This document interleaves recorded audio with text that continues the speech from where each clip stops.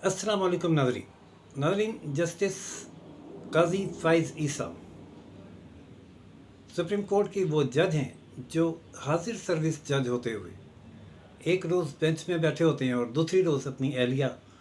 और बेटी के साथ अदालत के कटहरे में खड़े होते हैं। हाजिर सर्विस जज होते हुए उन्होंने कटहरे में खड़े होना इसलिए गवारा किया है कि वो इस मुल्क में अदलिया और जजेस की इज़्ज़त के लिए और अवाम के हकूक़ के लिए लड़ रहे हैं। वो इंतहाई बहादुरी और जुर्रत के साथ दबंग फैसले करते हैं, चाहे वो किसी को अच्छे लगें या किसी ताकतवर को बुरे। इन्हीं फैसलों का वो नतीजा भुगत रहे हैं इस इल्ज़ाम की सूरत में कि उनके अहल खाना के पास बज़ाहिर आमदन से ज़ायद असासे थे,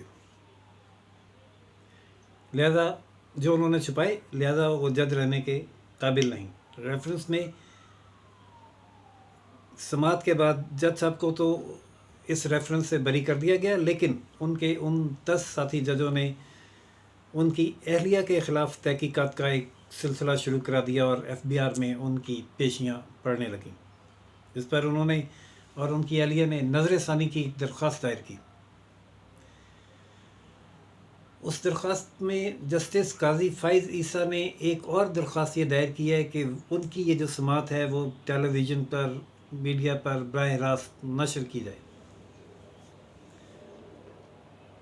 और उसकी वजह उन्होंने ये बयान किया कि उनके ख़िलाफ़ जब से रेफरेंस दायर हुआ है तब से आज तक मुसलसल मुख्तलिफ़ प्रेस कॉन्फ्रेंसेस में, मीडिया पे, सोशल मीडिया पे एक गलीज़ कैंपेन और प्रोपेगेंडा जारी है, जिसका वो बतौर जज उसी अंदाज में तो जवाब नहीं दे सकते, लेकिन जो कुछ वो कोर्ट में कह रहे हैं कम से कम वो तो दुरुस्त तौर पर आवाम तक पहुँचे और बराह रास्त पहुँचे। मिसाल उन्होंने ये दी कि उन्होंने एक समात में ये लफ्ज़ इस्तेमाल किया कि ऐसा लगता है कि मुल्क को गटर की जानिब ले जाया जा रहा है, लेकिन सोशल मीडिया पर ये चला कि मैंने ये कहा है कि ऐसा लगता है कि हम मुल्क में नहीं किसी गटर में रह रहे हैं, और इसके लाखों के हिसाब से रीट्वीट्स और व्यूज़ हो चुके हैं, जिसका कोई किसी ने अब आज तक नोटिस नहीं लिया। अगर बराह रास्त समात होगी तो कम से कम मैं क्या कह रहा हूँ मेरे सीधे अल्फाज तो लोगों तक पहुँचेंगे, 10 लाख नहीं तो 1 लाख लोगों तक तो पहुँचेंगे। मैं किस किस को तरदीदें करता फिरूँ एज इंडिविजुअल। नाज़रीन, जस्टिस काजी फ़ाइज़ ईसा ने अदालत को बताया कि ये जंग वो अपनी ज़ात के लिए नहीं लड़ रहे, बल्कि तमाम बेंच में बैठे हुए जजेस की इज़्ज़त और नामूस के लिए लड़ रहे हैं। उन्होंने मिसाल दी कि वैसे तो एक चैनल के एंकर, मारूफ एंकर, कभी बोलने में गलती नहीं करते, ज़बान नहीं लड़खड़ाती, लुकनत नहीं होती, लेकिन आर्मी चीफ एक्सटेंशन केस पर तबसरा करते हुए उन्होंने उस वक्त के चीफ जस्टिस का नाम कुछ यूँ लिया, जनाब जस्टिस आसिफ सईद खोता, खोसा, लेकिन उनकी इस ज़बान के लड़खड़ाने पर, लुकनत पर, डिले का जो फार्मूला है वो अप्लाई ना करने पर ना तो पैमरा ने नोटिस लिया, ना ही किसी अदालत ने। उन्होंने कहा कि ये हमारी और अदलिया की और जजेस की इज़्ज़त है और मैं इसी इज़्ज़त की रेस्टोरेशन के लिए ये फ़ाइट कर रहा हूँ। लेकिन इन जजों का हाल क्या है नाज़रीन? जब नोटिस लिया जस्टिस काजी फ़ाइज़ ईसा ने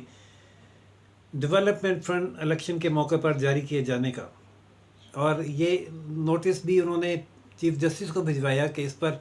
बेंच बनाया जाए। चीफ जस्टिस ने बेंच बनाया और उस बेंच में काजी फ़ाइज़ ईसा शामिल हुए